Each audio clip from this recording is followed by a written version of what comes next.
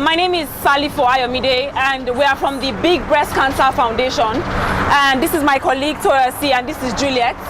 What we are here to talk about is breast cancer. I know everybody here, especially the men, are saying it's a women's disease, so I'm not going to listen. But please, you can actually save your sister's life, your mother's life, and even men have breast cancer as well, in case you do not know. You might feel that, okay, probably because you have a chest, it's called a breast. As long as you have a nipple in front of it, it's called a breast. Okay, so since you have a breast, you can have breast cancer.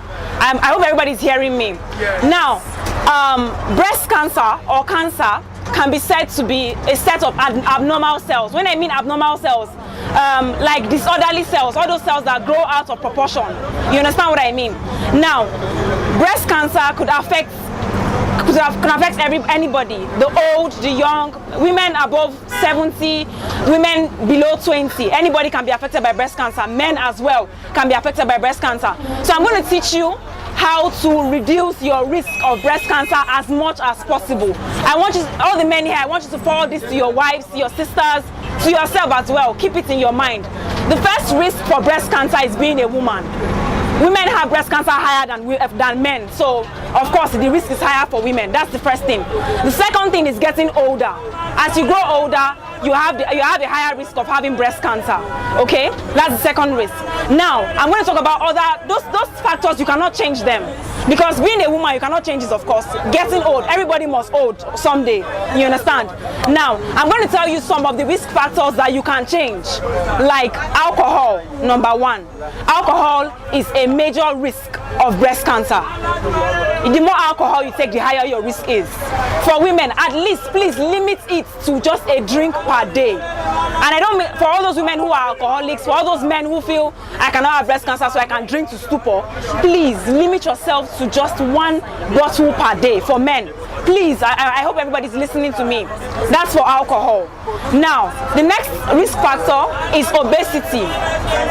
The more fat you have, the more prone you are to breast cancer. So if you have a wife who is really fat, or if you have a daughter who is really fat, or your mom is really fat, they have higher risks of breast cancer, because obesity could be a risk of breast cancer.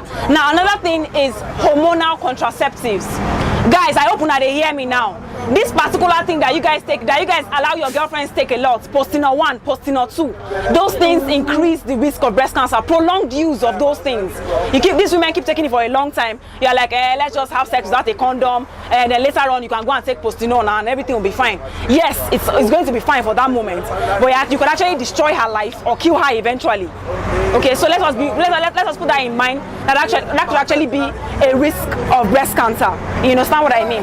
Now, I've told you the risks, things that could actually increase your risk of breast cancer. What else? What are the things you should do now to prevent yourself from having it? The first thing you should do is early detection. Knowing that you have a lump or you have a risk of breast cancer is the first way to saving your life. Now, women have to be aware that checking your breasts regularly could actually help save your life, help save the life of your mother, your sister, you yourself as a man. Checking yourself regularly is mandatory. Now, I'm going to show the men here as well, how to check. It's really simple. You don't need to go to a doctor. You don't need to, say I want to travel, go to National Hospital and go and find out, get a doctor to do it for me. You can actually do it by yourself. All you need is your hands, a mirror, and your breasts. Please, I want the men to put their ears down for these things. Your girlfriends need this. Your girlfriends need this. Okay? Now, the women, I hope you're looking at me. You are standing in front of a mirror right now. No clothes on. You are facing the mirror directly.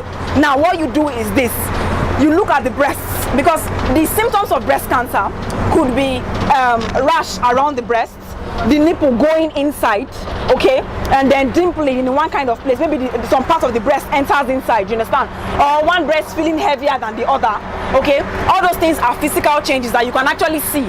So standing in front of the mirror, looking at it, women have to be very familiar with their breasts. You have to tell yourself, okay, fine, I have to check my breasts every time. When you take a bath, some women don't have mirrors in their bathrooms. Okay, so if you don't, maybe in your room when you are dressing up, when you are rubbing your cream, look at the breasts very well. Check it. Is this one higher than the other one? Is this one doing this? Is this one looking somehow? Okay. you have to check yourself. That is what is the first step to breast self-examination. The second, you squeeze the nipple. You squeeze the nipple, both nipples. Check. There should be no discharge at all, except if you are pregnant or probably are close to your period. There should be no discharge at all. Or maybe you just had sex some minutes ago. Of course, when you are high, your nipple discharge. Yes. Apart from that, there should be no discharge at all. Okay, so check. If you see any discharge, call your doctor. Yes, call your doctor. This is just tell them. It might not be anything. The discharge might not mean that you have breast cancer, but at least you know that whatever it is that is wrong with you, you have found out. Okay, that is number one. After looking at your breast, then this is now the examination part. You see these 3 fingers. The last 3 fingers, you can use them to check for breast. You can do the circular motion or the square motion. You can do it like this. You check round. You check the breasts round. Like it's check for any lumps, any hard lumps, any changes at all that you feel in your breast. Mind you, women, we know this. Our breasts usually feel lumpy. You understand? They usually feel as though there's something inside. You understand? But that thing usually moves. You know it moves. If you push it around, it will move. You understand? But this one I'm talking about, it does not move.